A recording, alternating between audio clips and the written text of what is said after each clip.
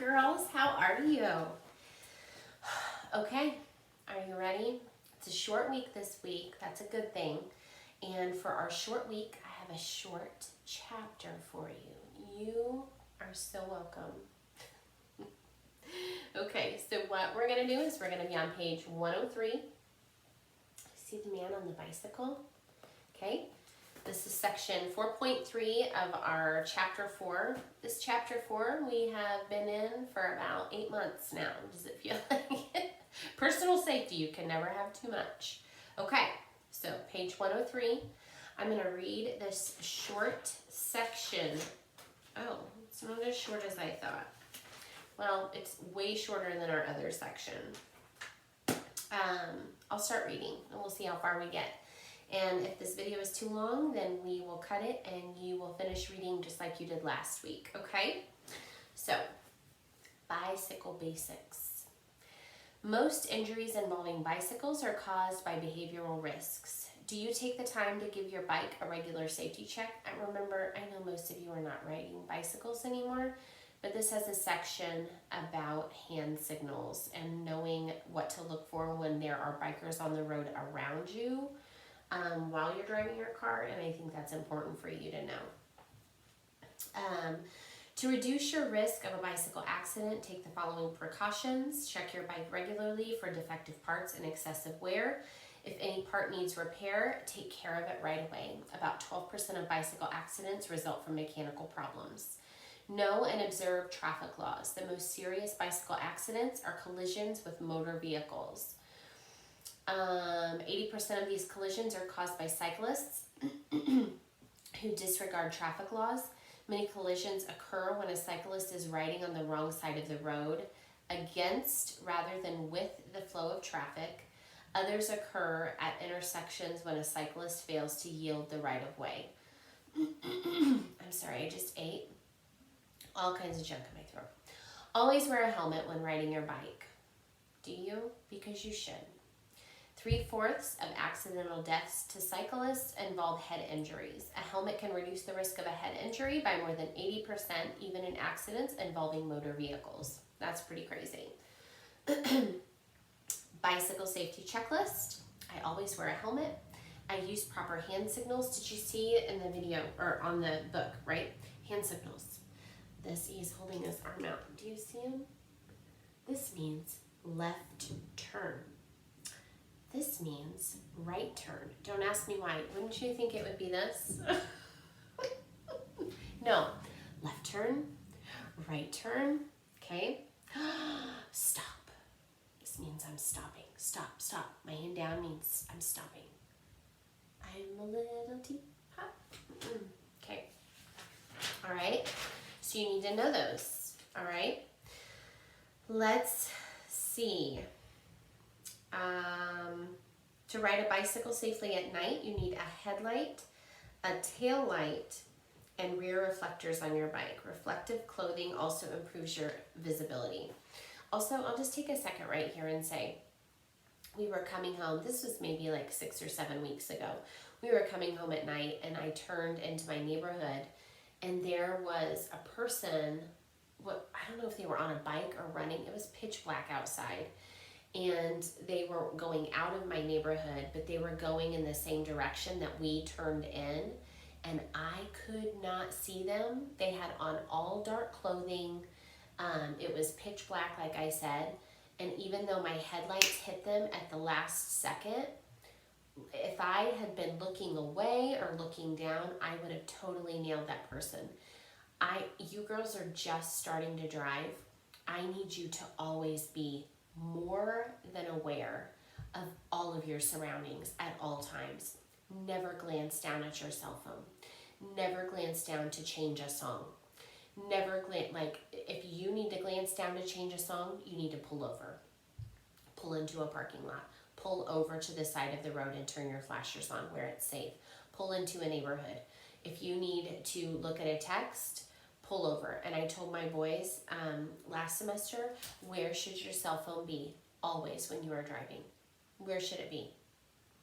It should be in the seat next to you, face down so that you can reach it if there is an emergency, but face down and turn the ringer off.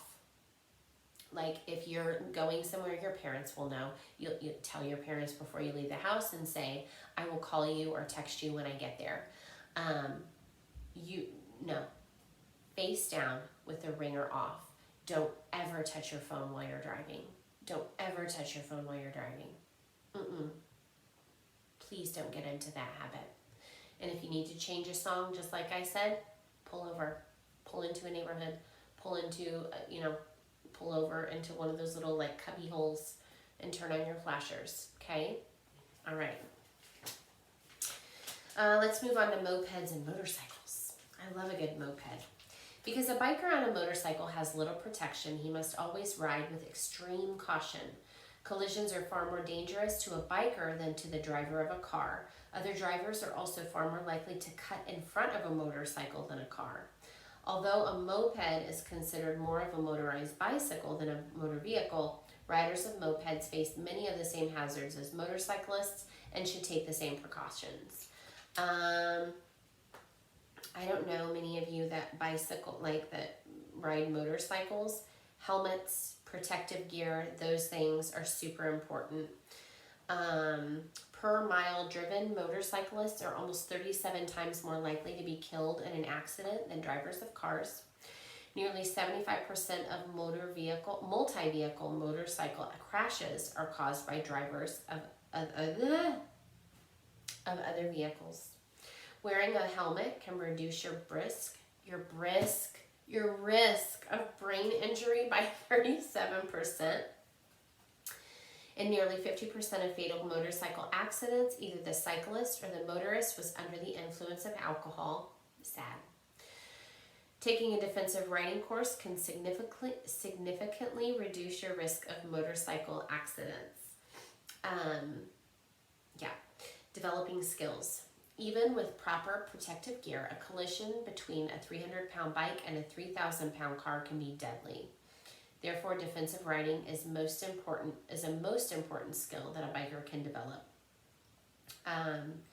This next section is all about riding your motorcycle. I'm going to trust that if your parents were to let you get a motorcycle, that you would be taking a defensive motorcycle driving class, which are available. Actually, in Whiteland, across from my church, Grace Assembly, there is a defensive motorcycle driving school. So there you go. Okay? You need to be careful when you're driving around a motorcycle. Never cut them off. Always leave the same amount of distance between you and the motorcycle you would as you and another car. And again, you need to be completely aware of what that motorcycle is doing at all times. Okay? Let's see. Each year, over 39,000 deaths and more than 2.1 million injuries occur as a result of motor vehicle crashes, making traffic accidents the leading cause of accidental deaths in the United States. Drivers between the ages of 15 and 24 are the leading cause of death, not just accidental death for this age group. So some things that we need to pay attention to as a driver. You need to pay attention to what you're doing, glancing to the sides and in the rear view mirror often. Avoid being distracted. It is important, and I'm sure you learned this in driver's ed, that you need to always be looking in your side mirrors and glance up every once in a while at your rear view mirror to see what's going on behind you. Not all the time. Keep your eyes forward on the road, but every once in a while, glance up, look what's behind you, and proceed forward, okay? Leave plenty of space between you and the vehicle in front of you. A good guide is the 2-second rule. You want to make sure that you have 2 full good seconds in between you and the car in front of you. Or I always told my kids, like 3 car lengths in front of you is a good safe distance. And there are going to be some jacks that pull in and like swoop in front of you because they say, hey, there's a 3-car distance in front of that little girl. I'm going to swoop right in there and cut her off. Let them cut you off. Just be aware, but let them go ahead. And they're going to, and then slow down and give yourself 3 more spaces, okay? 3 car lengths is a really great safe distance, okay? Stay out of other drivers' blind spots. Do not linger beside another car or on like the interstate. Don't stay next to a semi-truck for too long. If you're gonna pass, pass, okay? Don't hang out next to them because that is their blind spot. If there's any water at all standing on the road, slow down. At speeds above 35 to 50 miles per hour, your tires may leave the pavement and skim across the top of the water, causing you to lose the ability to brake or steer until the car slows. This is called hydroplaning. Wide tires and worn tires both cause hydroplaning to occur at lower speeds. Okay, so you might think, oh, it's raining, it's not ice, it's not snow, I'm gonna go the normal speed limit. Slow down. When it's wet on the road, slow down, okay? Going 5 under and getting somewhere a little bit late because you went a little under the speed limit and you wanted to arrive safe. It's better to arrive safe than not arrive at all, okay? Okay? Okay. Avoid driving on ice if possible. I don't think any of you have had to drive on the ice yet, but it's best not to, okay? And the first time you do drive in ice, it might be a good idea to put a daddy or a mommy in the car with you and say, hey, can we go drive around the neighborhood while there's ice on the road so that I can practice like braking and how to control the car and see what it really feels like? That might be a really good idea, okay? But I do not suggest driving on ice. It's important to watch the weather, see what the weather is doing, and if you hear that there might be ice coming, just stay off the road. Stay well away from drivers who seem distracted or drive erratically or aggressively. Do not drive if you're sleepy or taking certain medications. I always told my son, who was at IU, if he were to get sleepy when he was driving, pull off into like a safe parking lot, like a Walmart or a Starbucks parking lot. Lock your doors. Now this is a boy, if you need to close your eyes for a few minutes, text me and say, Mom, I'm closing my eyes for 10 minutes because I'm so tired and I couldn't stay awake. And then he would close his eyes for 10 minutes and I said, and then like get a soda, like get out of the car, get a soda from a gas station or a McDonald's, and then continue driving because you like wake your brain back up. But never drive. When you feel like your eyes are going like this and you have to do this to stay awake while you're driving, no. Put a system in place with your parents if that were to happen. It's a good thing to talk about, like Mom and Dad. If I'm driving to college or driving a far distance to Grandma's house or whatever, what should I do if I were to get tired? What would you want me to do? It's a great question, great conversation to have. You can read this courteous driving section, girls. I'm going to leave that to you. Thinking ahead, always use your seatbelt. Always use your seatbelt. You'll never be sorry that you had it on. I will tell you too, I told this to the boys in the fall. Anytime you're in the car, when you guys can start driving together as friends, anytime that you are in the car with a group of friends, where is the safest place for you to be in that car? In the back seat of the car, with a seatbelt. That middle seat is not ideal, because a lot of times that seatbelt, or there's like a weird bump in the car. Always try to choose your seat first if you're with friends, and choose the back seat that's closest to the door with the seatbelt. Statistically proven, that is where survivors will come from if there was a car accident. So, I could tell you a whole lot more about that, but there you go, a little bit of trivia for you, and hopefully you'll keep that with you and it will keep you safe. So never ride in the front seat if you're with a group of friends. I know maybe that's the popular place to be because you can control the music and whatnot. Back seat next to the door with a seatbelt. Okay? Always, always, always. I'm going to let you finish up that section. Last page, alcohol and traffic safety. Another behavioral risk involves the use of alcohol. More than 32% of all fatal traffic accidents are alcohol related. Alcohol hinders both physical and mental skills, causing loss of visual acuity, muscle coordination, and reaction time.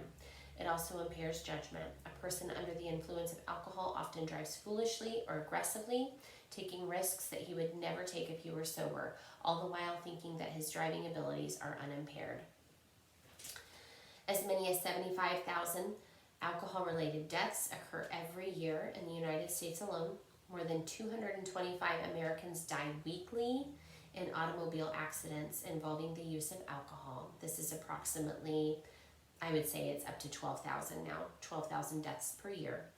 Approximately 275,000 people per year are injured in alcohol-related crashes in the United States. That's a lot. That's a lot. We haven't really gotten to talk, we didn't get to talk in class about alcohol. That would have been in our next chapter. But I'm going to hope and trust that you girls will not drink. And if by some strange happenstance you do find yourself in a situation where you are under the influence of alcohol or drugs, that you have a safe person to call to come and pick you up, and know that you should never, ever, ever get behind the wheel of a car if you have been driving or drinking or on drugs or using drugs, and you should never get into the car with someone else who has been drinking alcohol or doing drugs themselves. Never, ever, ever. And I will offer that if you're ever in a precarious situation and you got a ride with someone and they have been drinking, you can call me. You can always message me and say, Mrs. Bauschek, can you please come and get me? I'm in a bad situation. I will always come and get you, and I will always take you home. Hopefully you can have that conversation with your parents. For my boys, we have an emergency text word, so that if they're ever at a party, or if they end up someplace with friends where they don't want to be or they're uncomfortable, they can always text us and say, could you please call me in 2 minutes and say that somebody is sick at home and you need me to come home. And we would handle it that way. But these are great conversations to have with your parents. I would hope and I hope and I hope that you have all of the moral values and faith and trust in Jesus, and self-belief that you don't need to put yourself in a weird or uncomfortable or dangerous situation like with alcohol or drugs. But if you do, I hope you have a plan with your mom and dad on how you could get out of that, or how to get picked up so that you are safe. Okay? All right. We will talk about environmental safety next week. I will be posting 3 questions for this section review on Google Classroom, and those will be due Friday at midnight. I will also be posting one more devotional. I want to do a devotional with you each week. We loved Lisa Harper last week, and I'll be posting the second Lisa Harper devotional in that series for you, and you will discuss that on Flipgrid. So you'll answer your Health Book questions, the 3 questions for this section, on Google Classroom, and then you will discuss the devotional and what you loved about it on Flipgrid again. And both of those will be due Friday at midnight. Okay, girls, I love you. Have a great week. I do want to say to you, we have been in isolation for 33 days now, and it is so important for you to be feeding yourself spiritually, for you to be talking out loud to God. It's so important for you to be naming 3 things that you're thankful for every morning. It is so important for you to be getting outside, whether it's going for a walk to the mailbox, going for a walk around the neighborhood, just standing outside in your yard and getting the sun on your face for 10 minutes. I know some of these days are gloomy. You still need to get outside, okay? That's all I have for you today. I love you, girls. I miss you. We'll see you real soon.